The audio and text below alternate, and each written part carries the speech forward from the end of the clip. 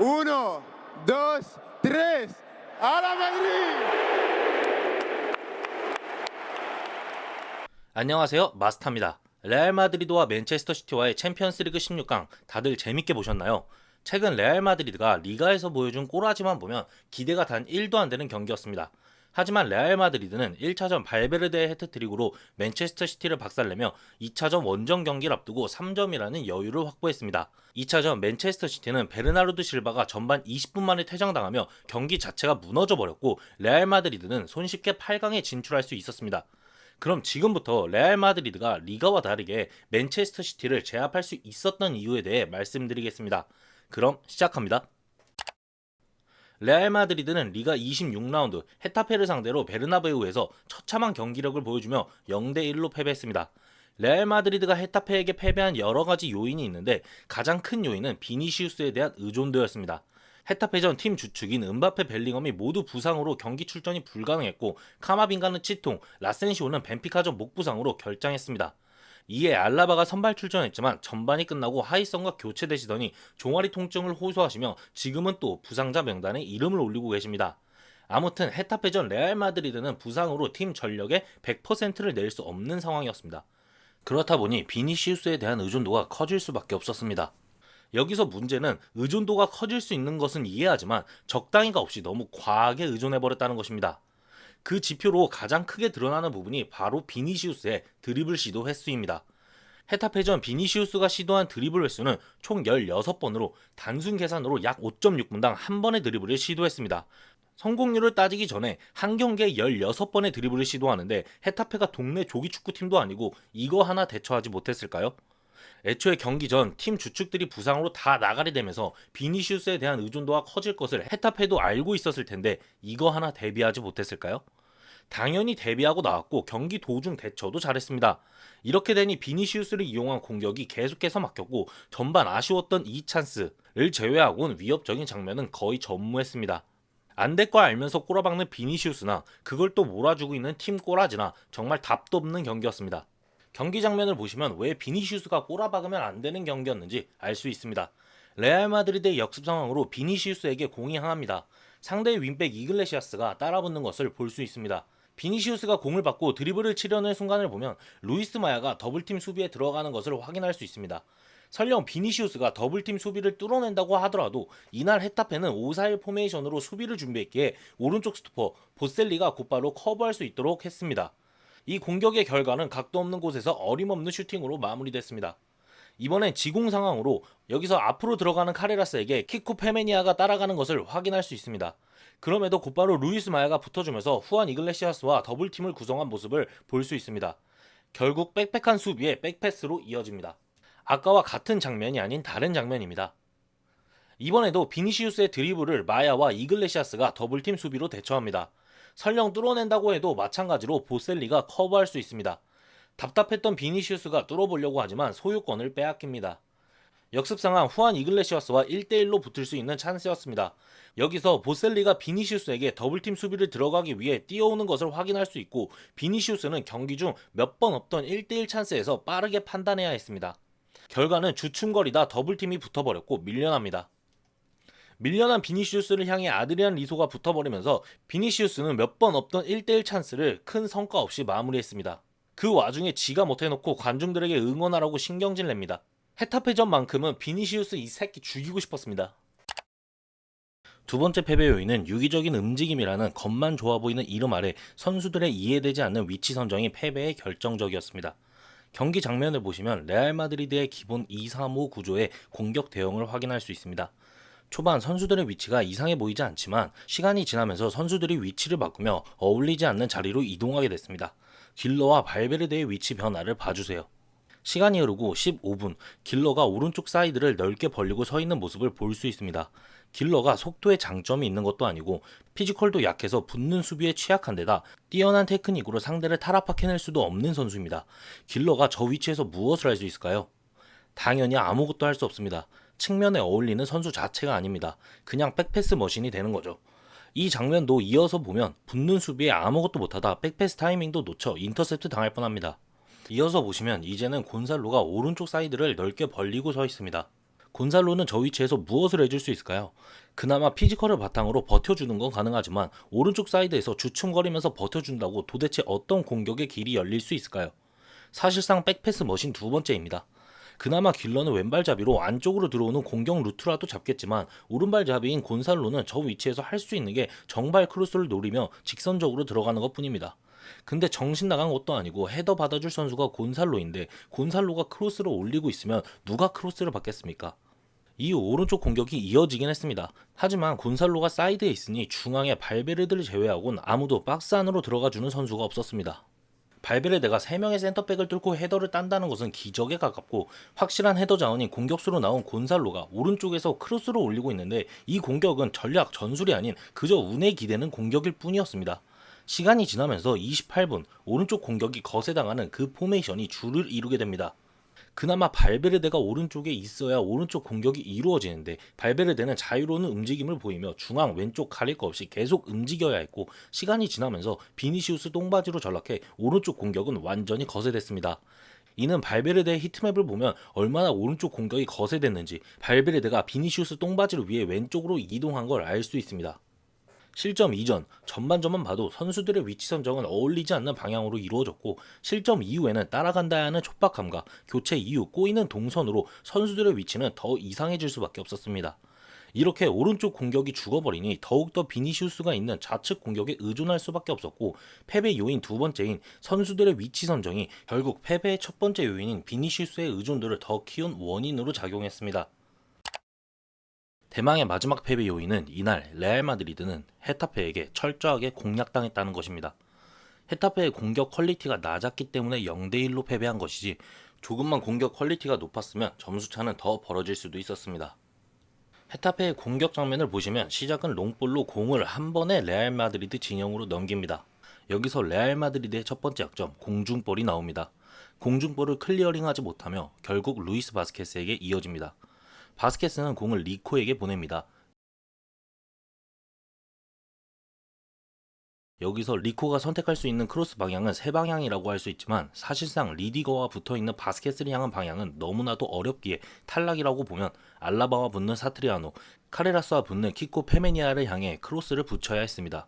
여기서 리코가 지체 없이 크로스를 선택한 이유는 말씀드렸듯 레알 마드리드는 공중볼에 약점이 있기 때문입니다.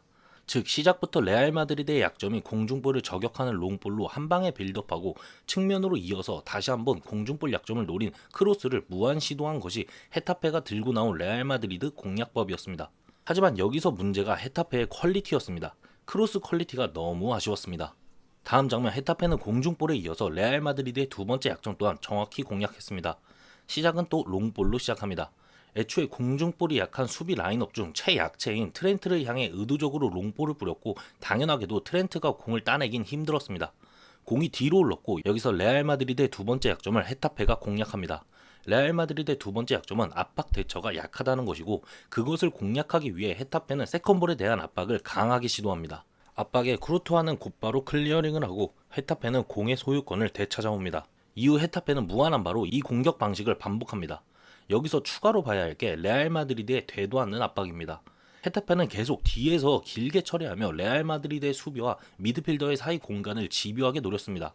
그렇다면 최소한의 학습 능력이라는 게 있으면 롱킥을 못 차게 강하게 전체적으로 압박하던가 그것도 아니라면 압박 자체를 하지 않는 게 나았습니다. 하지만 헤타페에게 되도 않는 압박을 계속 시도하며 수비와 미드필더진 간격을 계속 벌려주고 있었습니다. 가뜩이나 다이아몬드 4-4-2라는 전술로 미드필더만 4명이라 측면이 허벌나게 열리는데 저런 되도 않는 압박은 헤타페에게 좋은 공간을 내주는 꼴이었죠. 롱킥의 방향도 헤타페가 유리한 방향으로만 선택할 수 있었습니다. 알라바와 붙어있는 바스케스 쪽으로 찬다고 하더라도 공중볼이 특히 약한 알라바이기 때문에 충분히 승부해볼 만하고 설령 알라바가 공중볼을 딴다고 하더라도 세컨볼 싸움에서 루이스 마야와 붙는 길러가 이길 리 만무하기 때문입니다. 헤타페는 비어있는 반대편 키코를 향해 패스했습니다. 벌어진 간격의 세컨볼 싸움은 이글레시아스가 가져갔고 다시 앞으로 투입합니다. 하지만 키코의 실수가 있었고 피타르치가 공을 가져옵니다. 그럼 여기서 헤타페의 무한한 바 2공식이죠. 압박 대처가 약한 레알 마드리드 상대로 곧바로 압박에 들어갑니다. 결국 길러가 압박을 당하는 과정에서 파울이 불리며 소유권을 가져오긴 했지만 헤타페가 준비한 전략이 제대로 먹혀 들어가는 모습을 볼 수 있습니다. 여기에 레알 마드리드는 되도 않는 압박을 계속 시도했고 간격 유지는 전혀 안되며 대응하지 못했습니다. 그럼 헤타페의 득점 장면과 위협적이었던 장면을 보여드리겠습니다. 첫 시작은 무조건 길게 붙이는 롱킥입니다. 트렌트가 헤더로 잘 처리했지만 피타르치의 실수가 나오며 헤타페가 소유권을 다시 가져갑니다.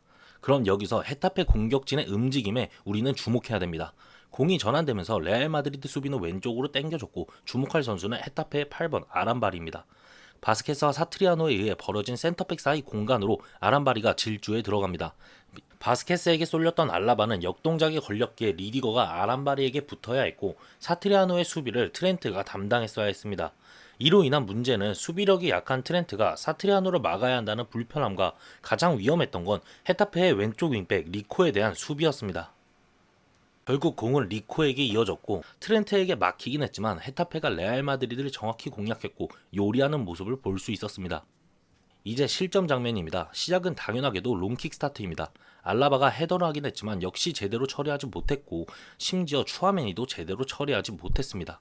공을 따내긴 했지만 헤타페에게 향했고 헤타페는 또 앞으로 높게 붙여줍니다. 리디거가 처리했지만 세컨볼은 이제 당연하게도 헤타페가 차지합니다. 헤타페는 곧바로 크로스로 연결합니다. 리디거가 처리했지만 세컨볼 싸움에서 사트리아노가 공을 차지했고 자연재해와 같은 슈팅으로 득점합니다. 사트리아노의 골에 대해서 누군가는 자연재해 슈팅만 보고 뽀로골이라고 말합니다. 하지만 명백히 레알 마드리드가 전혀 대처하지 못해서 나온 득점이고 헤타페가 준비해온 방식대로 성공한 득점이었습니다. 비니시우스에 대한 과한 의존도, 선수들의 이상한 위치 선정으로 공격이 전혀 위협적이지 못했고 헤타페에게 완벽히 약점을 공략당하며 레알 마드리드는 패배했습니다. 0대1이지만 전술적으로도 경기력적으로도 모두 압살당했습니다. 그럼 헤타페에게 마저 털렸던 레알 마드리드가 어떻게 맨체스터 시티를 스무스하게 제압하고 8강에 진출할 수 있었을까요? 지금부터 그 이유에 대해 설명해 드리겠습니다. 레알 마드리드가 맨체스터 시티를 이길 수 있었던 그 첫 번째 이유는 이전 경기인 셀타와의 경기에서도 나왔던 발베르데를 이용한 5백 구성이었습니다. 헤타페전 레알 마드리드가 고생했던 이유는 되도 않는 압박으로 간격이 벌어지니 안 그래도 약한 공중볼과 압박 대처에 힘들어했고 이에 수비가 불안해졌기 때문입니다. 헤타페전 처참한 문제점을 본 아르벨로아는 빠른 시간 내에 개선책을 찾아야 했고 아르벨로아는 발베르데를 통해 카스티아 감독 짬밥을 보여줬습니다. 헤타페전 다음 경기였던 셀타전 경기 장면을 보시면 레알 마드리드가 발베르데를 활용해 5백을 구성한 걸 볼 수 있습니다. 트렌트가 마치 센터백처럼 들어가 있는 것을 확인할 수 있죠. 헤타페전 왼쪽 윙백이었던 리코를 놓치면서 위협적인 찬스를 내줄 뻔한 상황을 생각해보면 헤타페의 3명의 공격수에 센터백 사이 공간이 벌어지고 아놀드가 당겨지면서 리코에 대한 수비가 없어져 위협적인 슈팅을 허용했습니다. 이를 발베르데를 통해 5백 구성으로 커버한 것입니다. 이는 아놀드의 약한 수비를 발베르데에게 수행하게 함으로써 수비적인 안정감을 높이기 위한 선택이었습니다. 하지만 아놀드가 센터백처럼 구성됐을 때 문제점이 발생했습니다. 바로 아놀드의 수비력이 생각 이상으로 약하다는 것이었죠. 맨디가 압박을 나가는 상황입니다. 셀타가 롱킥을 트렌트를 향해 붙입니다. 수비가 왼쪽으로 당겨졌기에 트렌트는 오른쪽 센터백에 위치하게 됐고 스베드베리를 확실히 마크해줬어야 했습니다. 하지만 수비 능력이 그리 좋지 못한 트렌트는 스베드베리를 너무 자유롭게 내버려뒀고 이는 보라 이글레시아스의 슈팅으로 이어집니다. 여기에 되도 않는 압박, 그냥 서있는 압박은 헤타페전 학습 효과가 없었고 셀타는 자유롭게 트렌트를 겨냥한 롱킥을 시도할 수 있었습니다. 트렌트의 수비 능력은 최악이었고 또 스베드베리한테 털리며 실점까지 내줍니다. 아르벨로아는 맨시티와의 경기는 셀타와는 비교도 안 될 정도로 상대가 공격적으로 나올 걸 알았기에 5백을 다시 구성했고 이번엔 트렌트가 센터백 위치에 있을 때 벌어지는 문제점을 대비하기 위해 아주 간단한 방법을 가져나옵니다. 바로 수비 상황, 발베르데와 트렌트의 위치를 바꿔버리는 것이죠. 어쨌든 맨시티의 도크를 막기 위해서는 더블팀 수비가 붙어야 하고 발베르데가 트렌트 뒤에서 이를 커버하는 방식으로 바꾼 것입니다. 이런 방식은 트렌트의 수비 범위를 측면으로 좁혀 수비적 약점을 최소화할 수 있었고 경기 14분과 같이 수비해내는 모습을 만들 수 있었습니다. 38분에도 발베르데가 센터백 위치에 있어 저런 클리어링을 해낼 수 있었죠. 여기서 단순히 트렌트와 발베르데의 변화만으로 수비를 강화한 것은 아닙니다. 추가로 봐야 할 선수가 바로 피타르치입니다. 방금 전 본 셀타전에서 트렌트가 센터백 위치에 있을 때 문제가 됐던 장면을 다시 살펴보면 길러의 어슬렁대는 모습을 볼 수 있습니다. 당연히 라센시오가 보루아 이글레시아스를 견제하며 다시 자리를 잡아야 하는 상황이기 때문에 퀼러는 최대한 빨리 수비 복귀를 했어야 됐습니다. 하지만 퀼러는 어슬렁대며 천천히 경보했고 결국 보루아 이글레시아스가 공을 잡고 슈팅 동작에 들어갔을 때 도착해 커버하는 척만 하고 있었습니다. 아무리 발베르데와 트렌트의 위치를 바꿔서 수비를 강화한다고 한들 발베르데가 오른쪽에서 트렌트의 수비똥, 길러의 수비똥 모두 치울 수 없는 노릇이었습니다. 그렇게 아르벨로아는 피타르치를 오른쪽에, 길러를 왼쪽으로 보내버립니다. 길러에 비해 적극성과 수비력에서 압도적으로 좋은 모습을 보여주는 피타르치는 맨시티전 오른쪽 수비에 큰 힘을 더했습니다. 발베르데가 센터백으로 들어가는 상황, 피타르치는 곧바로 발베르데가 커버하던 공간을 채워줍니다. 그리고 고개를 돌려 오라일리를 한번 체크하고 발베르데가 오라일리를 마크해야 한다는 것을 알아채고 곧바로 도쿠를 향해 트렌트와 더블팀을 이루러 달려갑니다. 맨시티의 역습 상황, 피타르치의 적극성을 보시겠습니다. 혼자서 수비 커버를 위해 스프린트를 끊고 공이 도쿠에게 향하자 트렌트와 곧바로 더블팀을 구성하기 위해 멈추지 않고 또 뛰어갑니다. 결국 레알 마드리드는 수비에 성공할 수 있었습니다. 이번엔 발베르데가 트렌트와 더블팀을 위해 나가자 곧바로 발베르데의 센터백 공간을 채워주는 피타르치를 볼 수 있습니다. 이 장면은 레알 마드리드의 수비 복귀가 늦어버렸고 맨시티는 공격이 5명으로 레알 마드리드의 수비 4명보다 1명 더 많은 상황이었습니다. 여기서 피타르치의 미친 적극성을 볼 수 있습니다. 트렌트보다 먼저 도쿠에게 도착해 마크해주는 모습입니다. 피타르치의 수비력은 퀼러보다 괜찮다 정도이지 평균적으로 봤을 때 좋다고 말하기 어렵습니다. 하지만 그가 보여주는 적극성은 수비에 큰 힘이 됩니다. 단순히 발베르데와 트렌트의 위치를 바꾼 것으로 맨시티의 공격을 막을 수 없다는 것은 셀타전을 통해 아르벨로아도 깨달았습니다. 그리고 그는 도쿠라는 강력한 크랙을 막기 위해 피타르치를 오른쪽으로 보내 수비력을 더 한층 강화시킨 것이죠. 즉 트렌트의 수비 약점은 발베르데와 피타르치를 통해 커버하고 왼쪽으로 보낸 길러가 그 위치에서 보여주는 수비 약점에 대해선 맨디, 추아멘이 하이선을 통해 커버한 것입니다. 여기에 마지막으로 아르벨로아는 맨시티전을 앞두고 수비에서 한 가지 변화를 더 가져갔습니다. 바로 라센시오가 아닌 하이선을 기용하면서 말이죠. 맨시티전 센터백 듀오는 리디거 하이선이었지만 셀타전 센터백 듀오는 라센시오와 리디거였습니다. 셀타전 라센시오와 리디거 조합은 라센시오가 오른쪽 센터백으로 나왔기에 발베르데가 수비 라인으로 들어가 5백을 구성하면 자동적으로 라센시오는 중앙 센터백에 위치하게 됐고 보다 안정적인 커버력을 보여줄 필요가 있었습니다. 하지만 경기 장면을 보시면 리디거가 좌측으로 이동했기에 라센시오는 리디거가 이동하면서 생기는 공간을 안정적으로 커버해줄 수 있어야 했고 보루아 이글레시아스를 강하게 마크했어야 합니다. 하지만 이글레시아스의 움직임에 그대로 녹아서 패스 한 방에 슈팅 찬스까지 내주는 모습을 보이며 라센시오는 중앙 센터백으로 맞지 않다는 결론에 도달하게 됩니다. 그렇게 맨시티전 아르벨로아는 리디거와 하이센 조합을 내세워 발베르데가 들어가 5백을 구성했을 때 리디거가 중앙 센터백으로 기능할 수 있게끔 수비 라인을 구축했습니다.